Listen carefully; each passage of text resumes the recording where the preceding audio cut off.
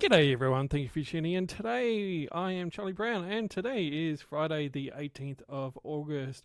We are checking out Linux availability for gaming today.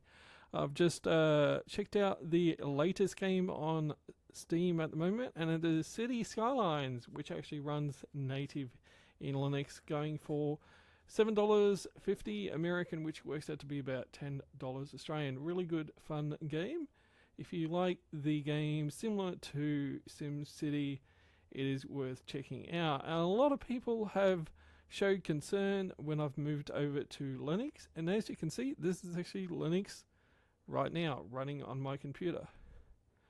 It brings up my hard drives, it brings up the Stargate DVD, and whatnot. This is Ubuntu 64-bit Mate edition. As you can see, I've got Firefox there. I've got OBS running. I've got IRC. It's running Steam. It's working with OBS and my microphone.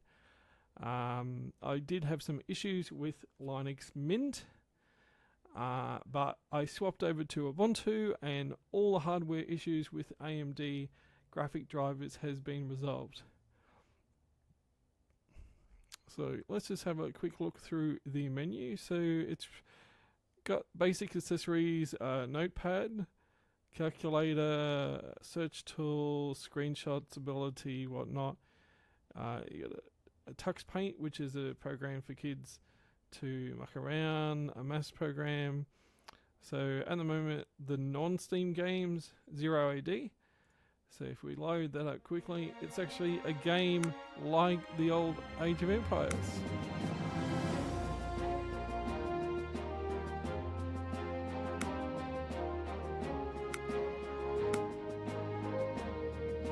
Just quickly load in so you guys can see. But as you can see, it looks very much like the old Age of Empires 1 and 2. I think we can even get the frames to display. Okay, limit frames, no. Show frames. Okay, there we go. Alrighty, so not sure if you guys can see, but on my screen up here, it's displaying 150 to 180 frames a second. So the graphic card is definitely working there. I might do a video specifically on this game later on, but as you can see, the games do load up really fast on a conventional SSD.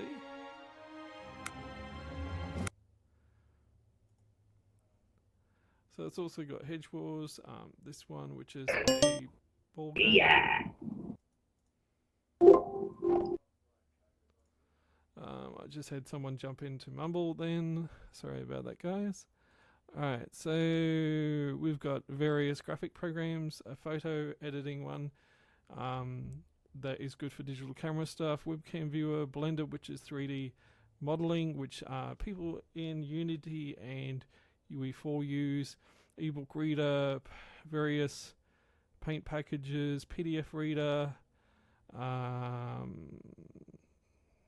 organize your photos, scan stuff in, design homes, LibreOffice Draw.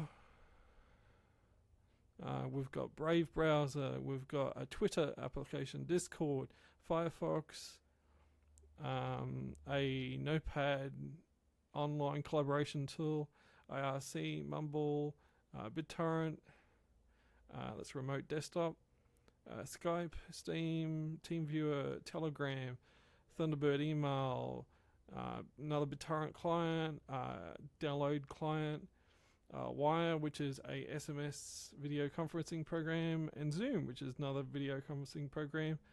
And then you've got AbiWord, which is a simplified version of Microsoft Office, LibreOffice trying to copy it but free, a very simple editor there, a work groupware solution, another PDF reader. I've installed quite a bit of extra stuff that goes past the base install.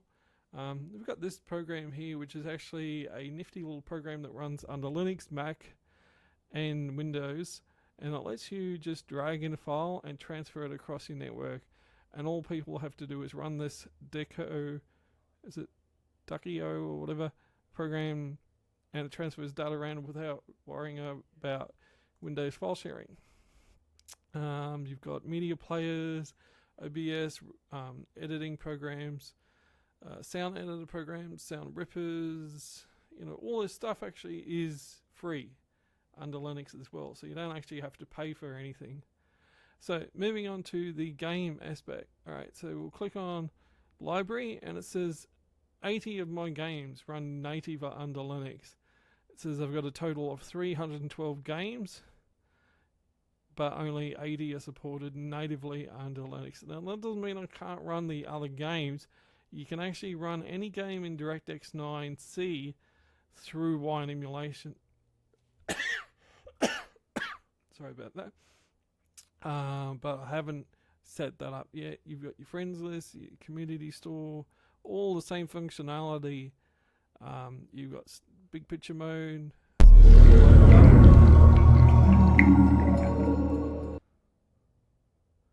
So of course this makes it look like a console sort of experience. And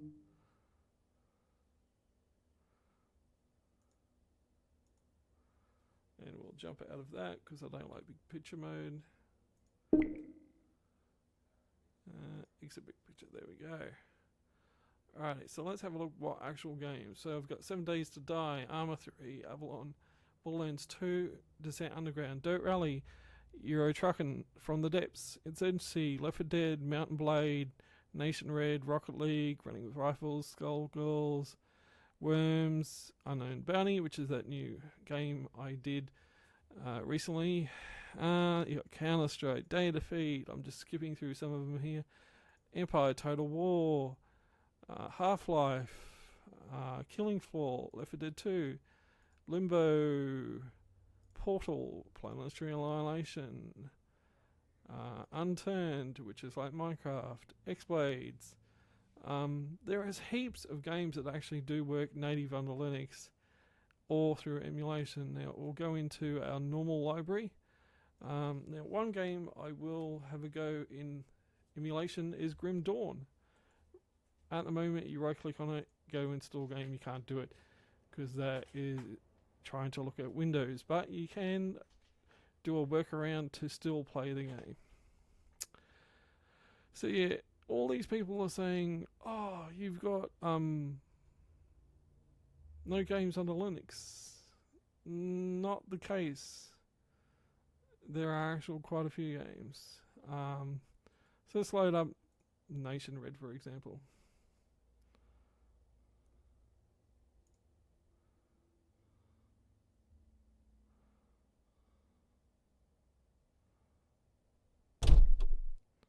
So as you can see, it's running in a window at the moment, but yeah, working perfectly fine.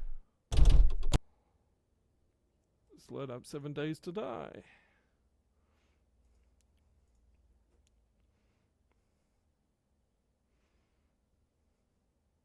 As you can see, I'm running Alpha 16.2, patched version. Apparently the console copy is still on 14 or 15. They're lagging behind the current development build. But we can do a new game. Let's just see, say test. There we go, loading up.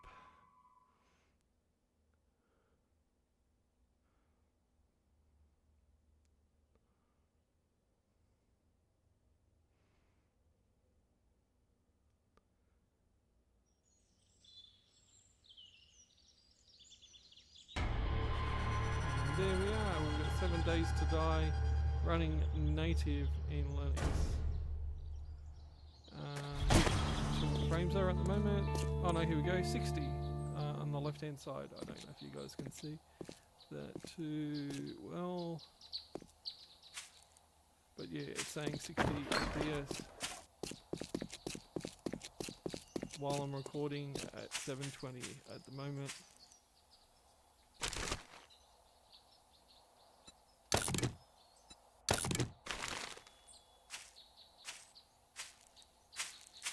But yeah, game looks just as it would in Windows.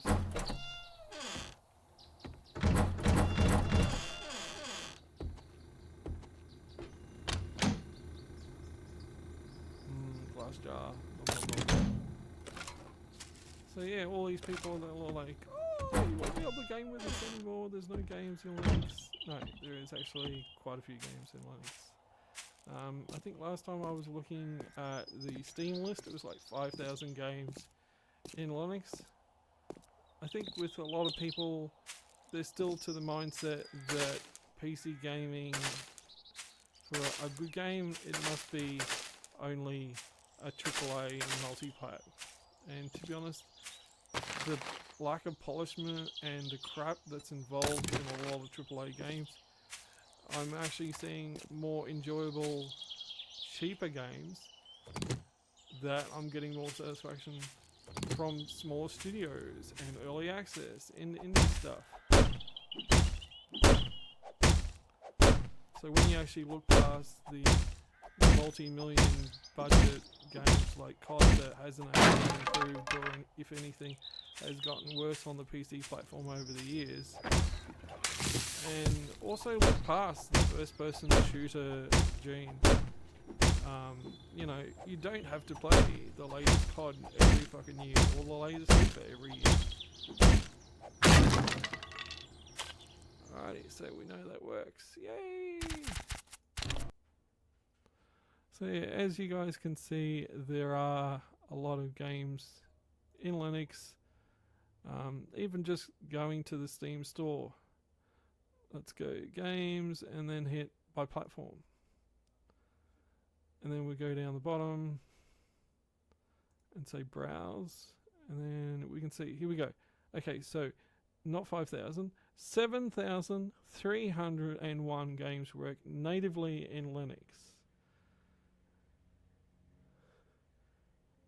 So then we can say online co-op games with online multi. And that comes down to 161, or we might want to deselect those and do split screen. Okay, so we've got 819 Linux games that support local co-op split screen.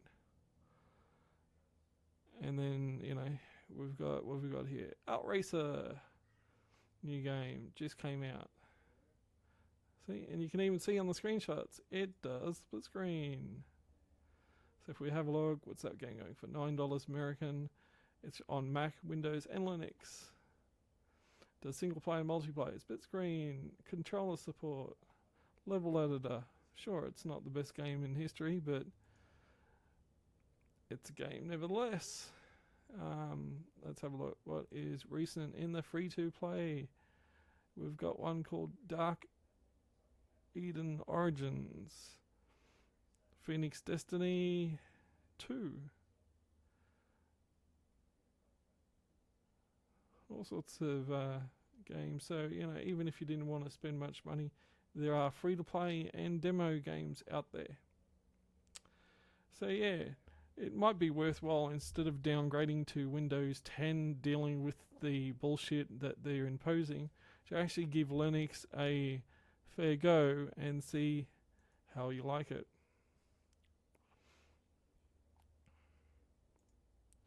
Because I think it's going to be a very viable option for gaming, and so far I haven't really had that many issues. I had this weird issue that it was using 10% on the GUI, and I found that was more hardware related. I just swapped the configuration around for the RAM because I've just recently moved over to a new motherboard, and now all those issues were gone. We'll see if I can bring up how much CPU I'm actually running while recording this game. So we want, is it HTOP is the little program. And yeah, you can see that I'm not actually using, whoops.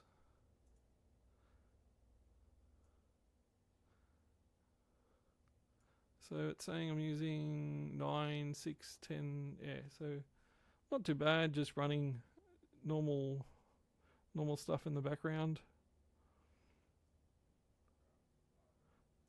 So yeah, just thought I'd show you guys that, my progress. I've still got to work out wine emulation to get it going. I even gave Descent Underground a go to see how it would run, and it does seem really snappy and responsive under Linux.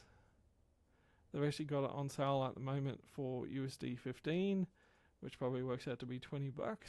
If anyone remembers the old Descent game, this is a game made by some people to remaster that old experience.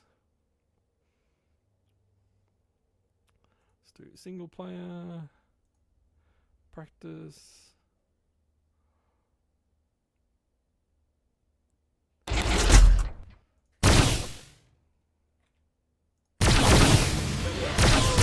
Laser upgrade. Fire the lasers. Frag cannon. Open terminal down. 3, 2, 1. Hostile. As you guys can see, it runs really well. I'd recommend it. And don't be afraid to try it migrating from Windows 8 or 7 Open and sound. going to Windows 10. Righty, well, have a Fusion fantastic cannon. Friday and weekend, everyone. And